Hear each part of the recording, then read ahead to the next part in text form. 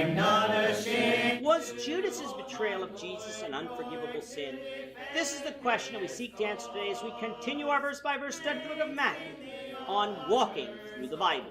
Worth the glory of his cross. If you have a Bible with you, turn to Matthew chapter 27. We're going to be reading from verses 1 to 10. If you don't have a Bible, don't worry. Just follow along with us on the screen. The version that we'll be reading from is the New King James Version.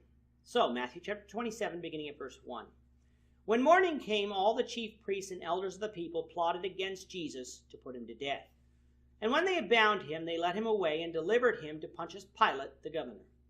Then Judas, his betrayer, seeing that he had been condemned, was remorseful and brought back the 30 pieces of silver to the chief priests and elders, saying, I have sinned by betraying innocent blood. And they said, What is that to us? You see to it. Then he threw down the pieces of silver in the temple and departed, and went and hanged himself. But the chief priests took the silver pieces and said, It is not lawful to put them into the treasury, because they are the price of blood. And they consulted together and bought with them the potter's field to bury strangers in. Therefore that field has been called the field of blood to this day.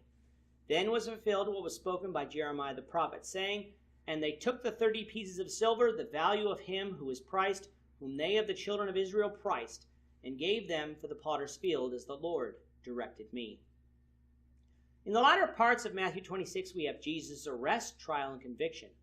This trial and conviction was illegal, for it took place under the cover of night. During the night, Peter denied Jesus 3 times, just as Jesus had told him. So remorseful was Peter that he went out and wept bitterly. He had repented of his actions, as is evident by the fact that he preached the gospel and never denied Jesus again. Even though Peter did deny Jesus, because of his contrite heart, Jesus forgave Peter. The same could not be said for the one who betrayed him, Judas. In our reading today, we have morning come, and the Jews, according to Luke's account, officially convict Jesus before the Sanhedrin, and then take him away to be tried before the Roman governor, Pontius Pilate. We'll get to that story, the Lord willing, in the next episode.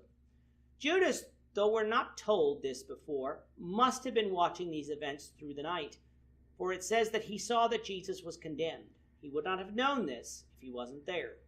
Like Peter, Judas was remorseful for his actions. Many people wonder why Judas did what he did. Some claim that God had predetermined before Judas was born that he would betray Christ, and because of God's sovereignty, Judas couldn't escape his destiny. The scriptures don't teach that, for Judas was not mentioned by name in prophecy. Some claim that Judas wasn't a real disciple of Jesus, almost as if he was some kind of mole among the 12, just waiting for the opportunity to betray Jesus. But the book of Matthew was written many years after this story took place, yet Matthew, in Matthew 10, refers to Judas as an apostle. In that passage, he identified Judas as Jesus' betrayer, so if Judas wasn't really an apostle, certainly that would have been mentioned. So the scriptures don't support that idea either.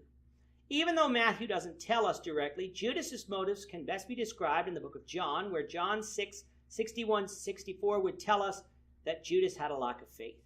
Sure, he believed in who Jesus was, even that he was the Son of God, but he didn't put that belief into action. Faith isn't mere belief, it's belief plus action, according to James 2:24. Jesus time and time again talked against loving money and trusting in money. John 12:6, though, described Judas as a thief.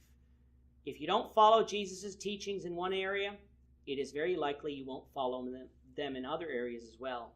His lack of faith opened him up further to temptation, and since he had seen Jesus escape from crowds before, probably thought that he could make a little money, the Pharisees could arrest Jesus, but Jesus would escape and no one would be the wiser. Yet Judas obviously hadn't comprehended what Jesus was saying when he told them 4 times that he was going to die. Such would be hard to hear for the disciples, let alone believe. But here Judas was, seeing Jesus condemned, so he tried to return the money in hopes that Jesus would be released. He confessed to the chief priests that he had sinned by betraying innocent blood, to which they basically told him that we don't care. Unlike Peter, though, who went out and wept bitterly and then repented, Judas, thinking he was unforgivable, went and hung himself, a story only told to us in the Gospel of Matthew. Remember that 1 John 1:9 says that God can forgive us of all sin if we repent and confess those sins to him. That means nothing is unforgivable. Yet Judas didn't trust in God. He didn't trust Jesus, so he took his life. What a tragedy, for it didn't have to end this way. With the money being thrown down in the temple, the chief priests said that they couldn't put the money into the temple treasury because it had been the price of blood. My, what people choose to care about. Falsely condemning someone to death is also wrong, yet the chief priests were willing to do that. So instead of putting it in the treasury, they used it to buy a potter's field to bury strangers in. Matthew then says that this fulfilled the words spoken by Jeremiah the prophet. Saying this presents a problem. We can't go to the book of Jeremiah and find such a prophecy. We can find a similar prophecy in Zechariah 11, 12, and 13, but if Matthew was referring to Zechariah, why did he say Jeremiah? There are many ways that have been put forward to resolve this. First, the only difference of spelling in Hebrew between Jeremiah and Zechariah is one letter. So perhaps a scribe later made a mistake, and this mistake survived into copies, which our modern translations come from.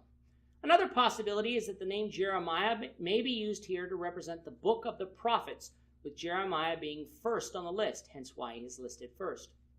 Another possibility is that Jeremiah did say it, and we just don't have it recorded, just like there are many books referred to in the Old Testament that are lost to antiquity.